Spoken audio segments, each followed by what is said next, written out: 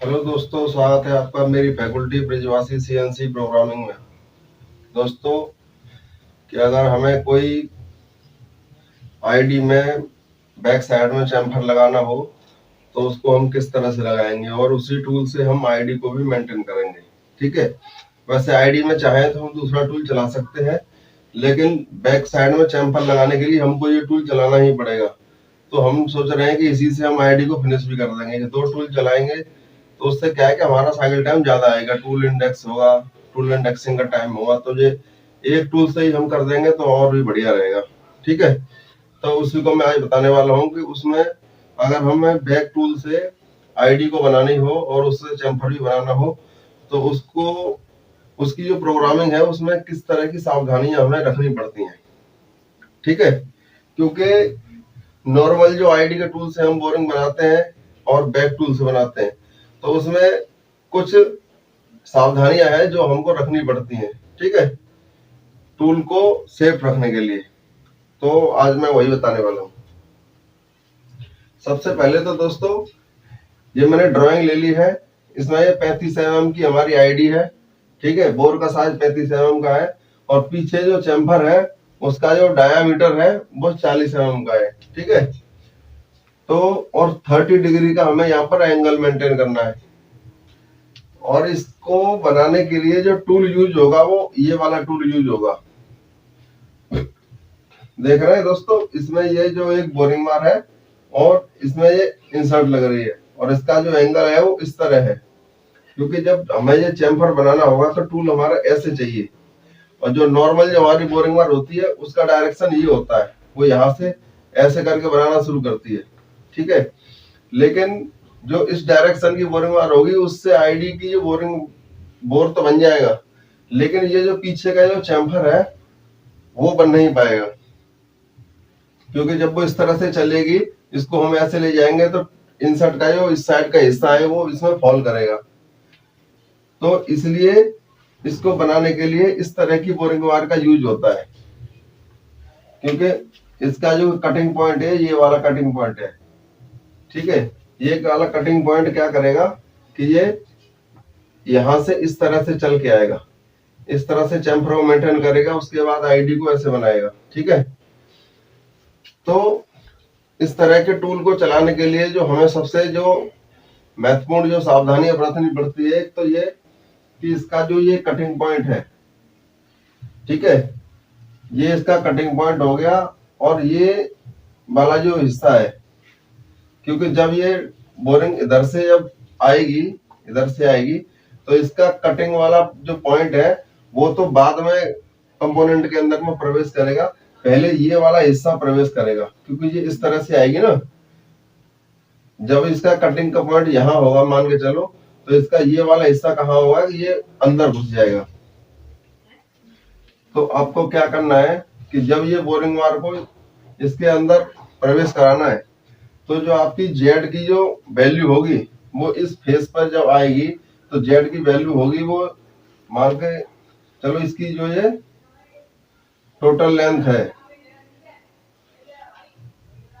ठीक है,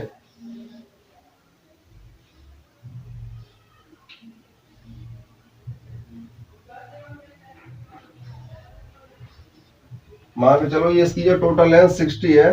तो जब ये बोरिंग वायर इस फेस के संपर्क में आएगी तो उस वक्त प्रोग्राम में आपको जो वैल्यू है वो 60 mm नहीं रखनी, बल्कि 60 mm से प्लस रखनी पड़ेगी।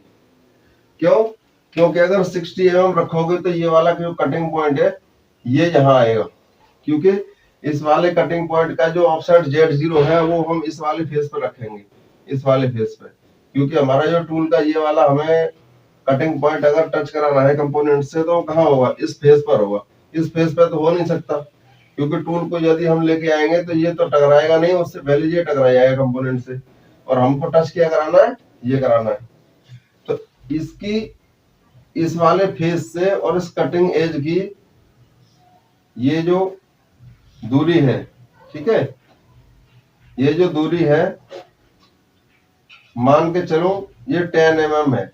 ठीक है, अगर ये 10 mm है, 10 mm है तो इस 10 mm को क्या करना है आपको कि इसमें इसको प्लस करना है। अगर ये 60 है तो ये 10 जोड़ेंगे तो 70 हो जाएगा। अगर 70 की वैल्यू आप रखोगे तब आपका टूल कैसे होगा कि ये वाला टूल का जो हिस्सा है वो इस लाइन में आएगा और ये कटिंग पॉइंट है ये कहीं यहाँ बाहर रहेगा।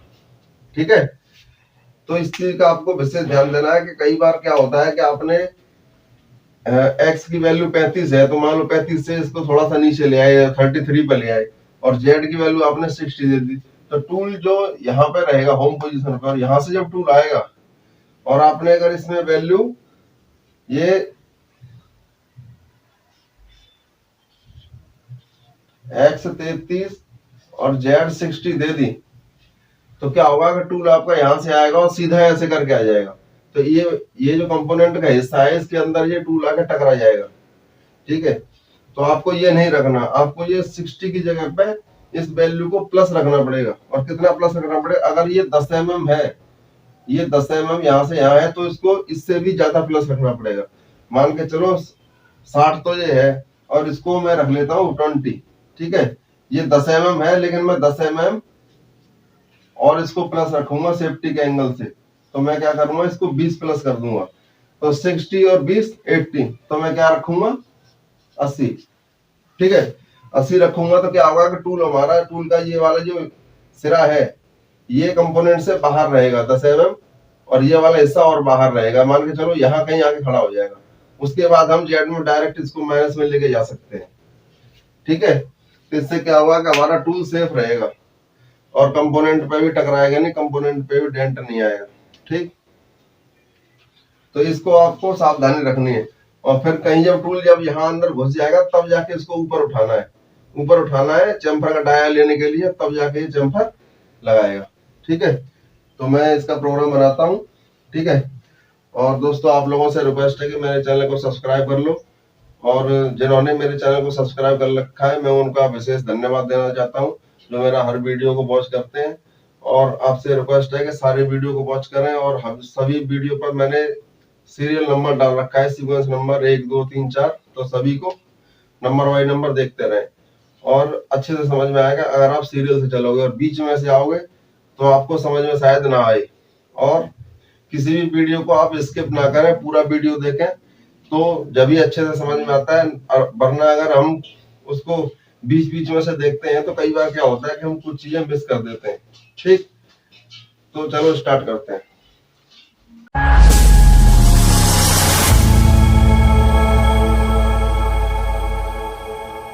सबसे पहले दोस्तों मैं प्रोग्राम का नंबर लूंगा ओ के साथ, O2430।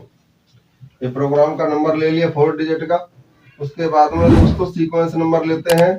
ठीक है, उसके बाद टूल को कॉल कर लेंगे। मैंने 20101 कॉल कर लिया, एक नंबर टूल और एक नंबर ऑफसेट। अब आरपीएम लेंगे, मैं फिक्स आरपीएम ले रहा हूँ, 1000 आरपीएम ले रहा हूँ। अब क्या है दोस्तों कि मैं टूल को पोजीशनिंग कराऊंगा, G0 G40 भी लगा देते हैं। अगर कोई टूल नोज रेडियस कंपनसेशन अगर पहले दे रखा होगा तो वो कैंसिल हो जाएगा।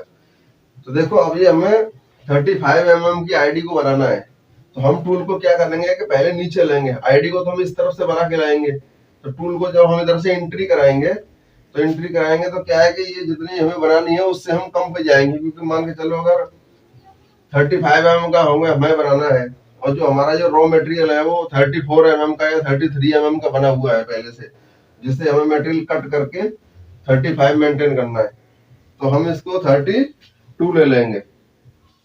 ठीक है, और जेड को कितना लेंगे दोस्तों, 60 mm हमारे कंपोनेंट की टोटल लंबाई है, 10 mm हमारे टूल की लंबाई है और 10 mm हम सेफ्टी के एंगल से और प्लस लेते हैं, तो इसको लेंगे हम 80।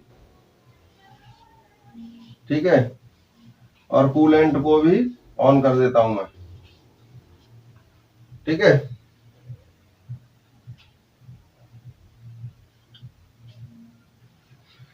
अभी क्या करेंगे दोस्तों, Z0 Z minus G0 Z minus 1.0। ठीक है। क्या है कि ये वाला जो हमारा फेस है ना, ये वाला फेस, ये वाला फेस, इस फेस पर हमने अपने जेड की वैल्यू को, अपने टूल की वो जेड 0.0 रखा है। ठीक है, क्योंकि इसी फेस पर हम इस टूल को टच कराएंगे तभी तो हम ऑफसेट लेंगे जेड 0.0। अगर ये वाले फेस से लेना चाहेंगे तो इस फेस पे हमारा ये जो कटिंग पॉइंट है वो टच करेगा नहीं। टच क्या करेगा, ये वाला हिस्सा, तो यहां से हम ऑफसेट नहीं लेंगे। ठीक है। अब दोस्तों इसको ऊपर उठाना चाहूंगा मैं। ये 0x कितना डाया हमें मेंटेन करना है, 40 mm। ठीक है, मैं इसको 39 mm ले लेता हूं। और अब कोऑर्डिनेट लेंगे चैम्फर लगाने के लिए, G01, G42, X 40.0, Z 0.0, F 0.15। ठीक है दोस्तों, बताना चाहता हूं कि आईडी में जब कोई टूल हम इस तरफ से चलाते हैं तो जो टूल नोज रेडियस कंपनसेशन है वो G41 लगता है, लेकिन जब इसको हम पीछे से चलाएंगे तो टूल नोज रेडियस कंपनसेशन क्या है कि G42 लगेगा। ठीक है, इधर से चलेंगे तो कुछ लगेगा और इधर से चलेंगे तो कुछ लगेगा, दोनों में विपरीत लगेगा, चाहे ओडी हो या आईडी हो। ओडी में अगर हम इस तरफ से कोई ओडी बनाते हैं तो फिर उसमें G42 लगता है, लेकिन जब उसको ही हम इधर से बनाएंगे तो G41 लगेगा। ठीक है, और जब इधर से चलाने में G41 लगेगा ओडी पर, तो आईडी में इधर से चलाएंगे तो G42 लगेगा। ठीक है, तो इसमें कंफ्यूज नहीं होना है बिल्कुल भी आपको। ठीक है, अब इसके बाद क्या करेंगे हम दोस्तों, क्या वो हमारी जो अगली लाइन है उस लाइन में क्या है, चैम्फर लगेगा। ठीक है, ये तो चैम्फर को बनाने के लिए हमने स्टार्ट पॉइंट लिया है। अब अगली लाइन में हम चैम्फर मेंटेन करेंगे, तो हम G01,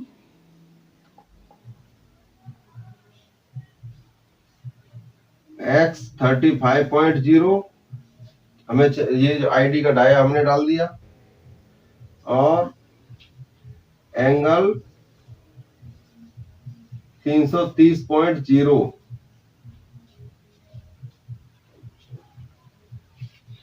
यहाँ पे हमने एंगल के साथ में चैम्फर को मेंटेन किया। दोस्तों बताना चाहता हूं कि जो हमारा एंगल है,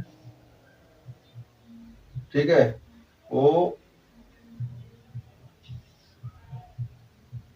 ये हमारा 90 डिग्री होता है, ये 90 डिग्री होता है, ये 90 हो गया, ये 90 हो गया, ये 90 हो गया।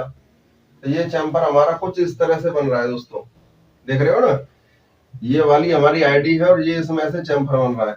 यानी कि इस वाली लाइन को अगर हम आईडी की लाइन मान लें, ठीक है, तो इसमें से ये जो चैम्फर बन रहा है और ये जो एंगल है ये कितने डिग्री का है, ये 30 डिग्री का एंगल है। ठीक है, और अगर ये 30 डिग्री का है तो ये कितना बचेगा दोस्तों, ये 60 बचेगा, क्योंकि ये यहां से कंप्लीट तो 90 है। ठीक है, तो 90, 90 और 90, ये कितना होता है दोस्तों, 270। ठीक है, 90 और 90 दूनी 180 और 90 तिया 270, और 270 में ये 60 प्लस कर देंगे तो कितना हो जाएगा, ये 330। ठीक है, तो हमने एंगल 330 डाल दिया और जेड की वैल्यू नहीं डाली, क्योंकि जेड की वैल्यू डालने की जरूरत नहीं है। जब हमने एंगल डाल दिया ना, तो टूल हमारा क्या है कि एंगल के हिसाब से अपनी जेड की वैल्यू को ऑटोमेटिकली कैलकुलेशन कर लेगा और वहां पर टूल पहुंच जाएगा। अब हमें कुछ नहीं करना, अब हमारा टूल जो है वो यहां से चैम्फर लगाता हुआ इधर आ गया। सबसे पहले हमने क्या किया, जेड में -1 mm पे गए। ठीक है, फिर हमने G0 X 39 इसको थोड़ा सा ऊपर ले लिया। ठीक है, फिर हमने G42 और G41 के साथ में X और Z, X की जो कितना डाया है हमारा 40, जो चैम्फर का डाया है, और Z 0.0 इसको क्या है टच करा दिया, यहाँ पे ले जाके हमने ऐसे करके इसको यहाँ टच करा दिया। अगली लाइन में हमने इसको ऐसे करके यहाँ पे ले आए, चैम्फर बना दिए। अब इसको यहाँ पे ले आए, यहाँ से इसको सीधा इधर लाना है, आईडी को बनाना है। तो क्या लिखेंगे, G01, एक्स की वैल्यू डालने की जरूरत नहीं है, अगर डालना चाहो तो डाल सकते हो, वही रहेगी 35। ठीक है, और जेड जेड कितना है 60 mm। इसकी जो टोटल हमारी आईडी की लंबाई कितनी है 60 mm। तो मैं इसको थोड़ा सा प्लस ले लेता हूँ और ये वैल्यू दोस्तों प्लस में रहेगी, ठीक है। ये वैल्यू प्लस में रहेगी क्योंकि हमारा जीरो यहाँ पर है, इस तरफ चलेंगे तो जेड प्लस रहेगा और इधर चलेंगे तो जेड माइनस रहेगा, ठीक है। अब यहाँ पे G0 G40 X 32.0 से हमने इसको कैंसिल कर दिया टूल नोज रेडियस को, ठीक है। अब टूल को बाहर कर लेंगे, G0